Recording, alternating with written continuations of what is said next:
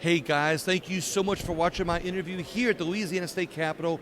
With me right now is Louisiana State Representative C. Denice Marcelle, District 61, right? Absolutely. How are you doing? I'm doing great. Thank you so much for being on today. I really appreciate it. Absolutely. You know, I've been watching how hard you all have been working this session, and I can't tell you how much I appreciate you taking the time to spend with me to go over your legislation on here. I got it pulled up. Are you ready? I'm ready. Well, we got HB 28 provides relative to the voting requirements of the Board of Pardons.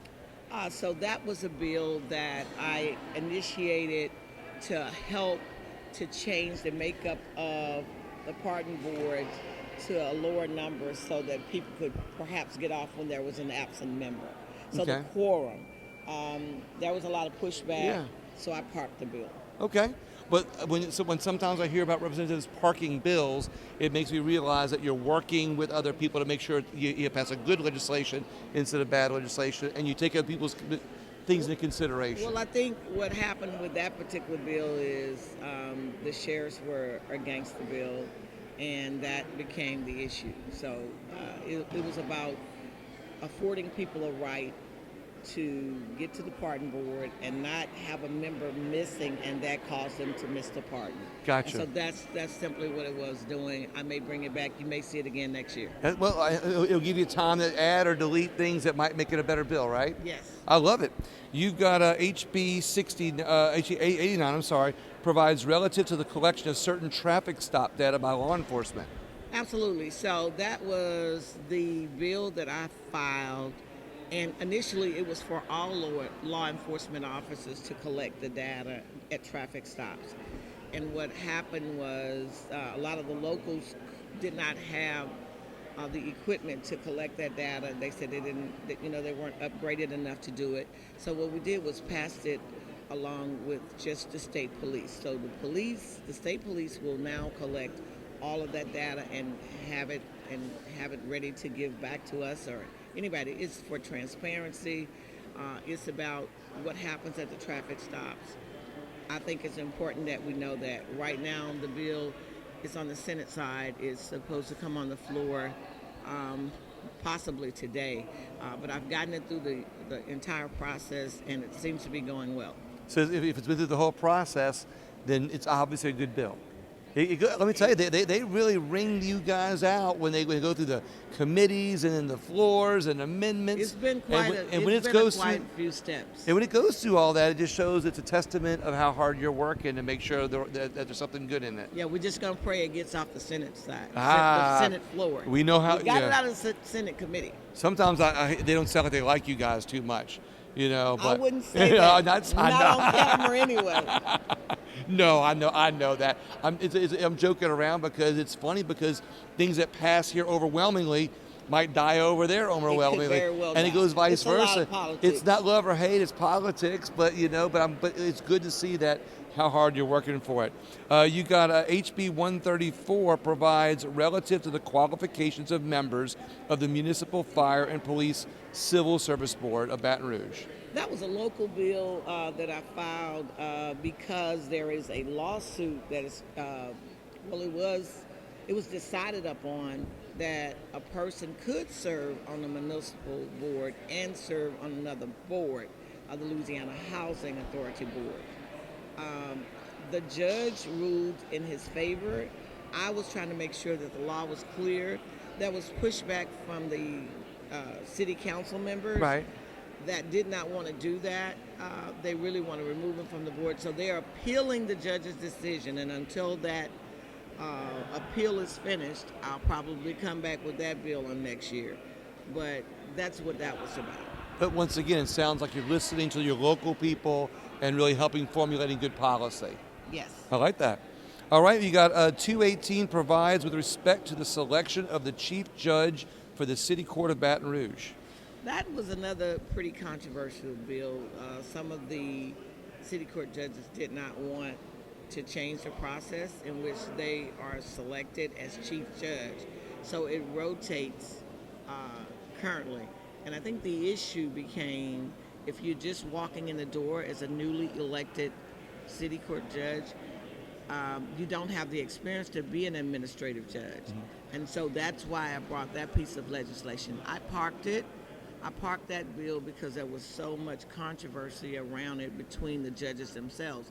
I do believe that the law is currently clear that the chief judge should be the longest serving judge there now. But they've selected to go into their own policy of not following that statute. Or is it a political thing, I guess, too, probably? It is. But again, once again, it sounds like you have a good idea that you think will work for your community. You're holding your convictions true, but you're still working with people for good results. Absolutely. I like that. All right, you got 259 is a constitutional amendment creates an exception to maximum 1-year period for appropriations for non-governmental entities. Now that's one of my favorite bills. Oh, that bill is I created and drafted it with the mindset of the NGOs, the smaller nonprofits. So typically every year we give out monies from the state. We appropriate monies to these various organizations, and many times they're small. They may be 25,000, 50,000, 10,000, whatever that amount is for their organizations. Many of them are programs for ACT, prep courses, after-school tutoring, many different things that we're utilizing those NGOs to provide to uplift our communities. The problem has always been, and it continues to be, and it looked like it even got worse last year, was that the state gets the money, although we appropriate it when we end here in June next week, and when the governor signs the bill where that money is in there appropriated, it takes the state a while to go through the process to get it to the NGO. Okay. So if they're getting it later on in the year, they don't have a full year to utilize the money. I see what you're saying. So what I've done is placed an exemption for the NGOs and extending that to a 1-year period. So they now have 2 years. This provides people with the opportunity to spend the money as needed. So they don't have to report back. They have to have all their receipts in 2 years from the date. Now, you can turn it in earlier if you have it, but you'll have up until the 2-year mark. And that's only for the NGOs. That's going to help a lot of people because they're rushing to spend that money. If they don't spend it, they have to give it back. Sounds to me like I try to put things in simple, oversimplify things. It sounds to me like, if you've got a business, and you got a gap of 3 or 4 months and you can't spend money, you go out of business. And this is an NGO that's doing work for people outside of government, but it's helping our community, and they get some budget from the state, but yet they got to do it out without money for a while. They might go out of business and not be able to provide services. And your legislation would help bridge that gap in between the time that it gets approved. It's a time issue with the money, and just for instance, we're getting ready to start with many of our summer programs right now. Now, even though we may approve the money, they don't get it right away. Right. So some of the people have the money in which to put up, and then you can utilize the money if you have it and get it back with the receipts. But many of the small organizations don't have it, so they have to wait until they get it. Then some of the trips and stuff that they want to take with the kids, all that has passed. Yeah. I appreciate you paying attention to your community on that. HB 353 provides relative to student behavior discipline and behavioral and mental health. Okay, so that is my heavy lift bill. Okay. That is behavioral health for students. That is also providing them with 3 days of excused absences as it relates to mental health issues. Has to be signed by the parent or a doctor. These were a lot of the things that I work with the youth, at the health equity, Louisiana health equity with Alma Stewart. Right. She has the young fellows that worked with her. They worked on this, but we studied this with a study commission for over 6 months. So you did this like last year and created a study commission to be able to find the way to perfect it. To find a way to perfect it. It is now waiting to be heard on the Senate floor, and then hopefully it will get back over to me. but we're running out of time. We're out of time. I think So, next Monday or Tuesday the yes, crossover but date or whatever. This is a huge bill that helps with the mental health and assessment. So some of the tools that they're going to use is ACEs and all of that. So they'll have 3 pilot schools in Louisiana that's going to test this. And then we're going to, of course, try to duplicate it in other places once we see how it improves the people's, not only just mental health, but there's suicide prevention on there. There's a lot of different components in that bill. It looks like another piece of the puzzle to fixing things in Louisiana. Absolutely. And not enough people are focused on mental health, and I'm glad that you are. Yes, thank you. That's a good one. You got 422, limits the fees assessed by the Office of Debt Recovery on delinquent debt. Yes, so that's the Office of Debt Recovery. The percentage is really high once the people of Louisiana, if your insurance has been expired and you run into whether you're in the hospital, whether it was a storm that interrupted your life like we have here so frequently, whatever happened and you couldn't make those payments, and at some point it becomes final debt. And when it becomes final debt, the Office of Motor Vehicles sends it to the Office of Debt Recovery. The minute that Office of Debt Recovery gets those final debts, they tack on an additional 25% off the gate. That seems burdensome. So I thought it was really burdensome. I worked out a deal with them to cut it to 10%. That's what that bill was doing. But many of the House members said, you shouldn't have to do this. We agree with you, but we're going to force the Office of Debt Recovery to promulgate their rules. So instead of moving the bill any further, the Office of Debt Recovery has agreed to promulgate their rules and reduce it to the 10% without putting it in the law. This is one of those good examples that when a legislator does something that takes an active step, has the conversation, encourages the debate or the conversation, and is able to make things happen without creating law, it's a good example of hard work.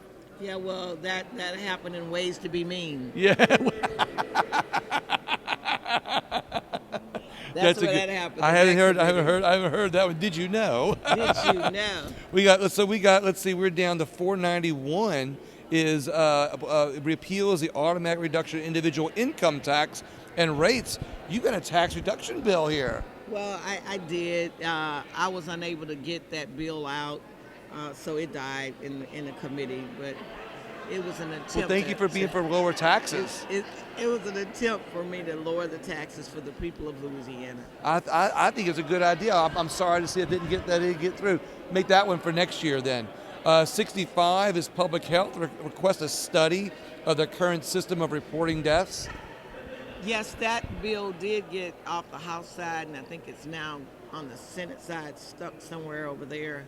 And this is DOC is going to have a task or committee that will study and get the information, collect the data on how many deaths are happening throughout our facilities. And they will report that back to us. And now that's with with the Louisiana Department of Health and DOC and some other, I can't remember all the parties that are in it, but they will be collecting that data and giving it back to us. Now people say, well, it's a lot of people who die in prison. We don't know that to be true or untrue. I believe that we should create this study, and they're willing to do it. I've created the commission that they're going to do it from, and it's stuck somewhere on the Senate side. Once again, at least that ways to be mean committee. Well, I'm looking forward to that coming back. So that just seems like it's some common sense. I mean, we need some reporting, and if it's not being reported, I mean, look, we can lock people up when it's the right thing to do, and when someone's committed a crime. But when somebody dies, their families deserve the right to be able to know. And it sounds like, this puts that on the map. Yes, it does. All right, like I said. So we've got HR 7. We're almost done. We got just a few more. Directs the Department of Public Safety and Corrections to permit incarcerated parents to virtually attend certain ceremonies. Right. That's where the parents who are incarcerated will get to attend their children's graduations and special ceremonies virtually. Uh, that had been happening in some facilities, but not all. So what this does is make sure that they're doing it in all of the facilities. Monumental occasions for children, they shouldn't have to suffer because their parents are in jail for whatever they did. They're paying, their Can't take the parental rights away. right. This is, I mean, look, And it helps a lot of the students because they're saying, well, I really wish my mom or my dad they need that connection. could see me make this major accomplishment in my life. It does something for the person that's in jail. It also does something for the kids. And what comes to my mind when I hear about this is, let's say somebody's in jail for 2 years, and there's a pivotal thing going on in their child's life. If they miss that, when they get out of jail, they're always going to have that on there between them and their child. But this way, they're able to keep those bridges built while they're in jail in a humane way. That's correct. All right. We got HR 52 commends Wilbert Jones for dedicating 50 years as member of the JBK chapter of the Association of the United States Army. I read these because I also want to commend them, but you get to explain it. Yeah, so that's what it is. It's an accommodation for the service that he's given us. 109 recognizes May 1st as Louisiana Reproductive Justice Day. Absolutely, and so they had a day here, as you know, many of them set up right here in this foyer, and that was their day, and they asked me to recognize them, and I did. I like that. 2 more here. We got recognizes May 10th, 2023 as 99th Annual Red and White Day at the state capitol. Oh, now that's my favorite. Let's hear it. I am a Delta, so I remember seeing this. Delta Sigma Theta Sorority Incorporated comes from all over the state of Louisiana. And they come in this place and they take it over with Red and White Day. They sit in committees. They testify on important bills. They listen. They learn. And we have a great time on that day. They get to speak to the governor. The governor speaks to them. Right. And so the issues that are important to us, the education components, the economic development, the mental health, all of those components that are in our mission statement and what we are about, they get to come here and act on those things on Red and White Day. And so I was excited to welcome them to the Capitol. I love it. This year. This is my first year as Delta, so I was just super excited. I love this. Got a lot of friends that are in Delta Sigma Theta sorority. And this was the first year that I could welcome them as a member. I love it. And you know what's good about this, Representative Marcelle, is that, some people might read a bill like this and they go, it's really nothing, sorority, fraternity, whatever, and they might pass over it. But by you doing this and by people getting involved, it helps people learn the process. It helps people get involved in a positive way. So now some of those people that came here for this event might go, wow, the bug bit me, I'm going to come here and get more involved. Right. And now they get more involved in our process. And we also do this at the Capitol in D.C. So okay. There's a Red and White Day here in Louisiana. Okay. There's also one in D.C. at our Capitol. Another one of your bills here, your last bills here is 143 requests the House Committee on the Administrative of, Criminal Justice to study and make recommendations concerning the policies and procedures, of high-speed pursuits by law. Yeah, There's another one on the Senate side of this. Well, correct. And so they don't share their bills with us, neither do we. Yeah. So somehow we both had the same brainstorm that these high-speed chases that are killing our citizens who are law-abiding citizens, when the police officer gets behind them, I believe have to stop. And so I wanted to create a study to look at that. When I was moving my bill, I found out it was the same identical bill, almost identical to that bill on the other side by Representative Klein Peter. Right. And so it wasn't necessary that we both move the same pieces of legislation because his is a SCR and it goes on both sides. But in the process, he's discovered there's actually another state that has an app, kind of like an Amber Alert, where when there's a high-speed chase, the 911 puts it out on an app to alert the community. So by you guys having this conversation, right. It's going to help our state in the future have solutions that save citizens. Right. I do believe that, and I think we have to look at what are we chasing people for. If somebody's obviously robbed a bank, Exactly. Shot somebody, they're in pursuit. I understand that. Yeah. I understand that you want to apprehend that Absolutely. person as fast as possible and get them off the streets. What I don't understand is when you get behind somebody who ran a red light. Right. Exactly. Yeah. I don't Yeah. get it, and somebody dies. So my neighbor that lived 3 doors down from me died as a result of a high-speed chase. Yeah. And similar situation. Any last final words on what's going on the budget or anything going on here? We're almost at the end of the session. We've been in a marathon today. Yeah. I serve on appropriations and obviously the joint budget.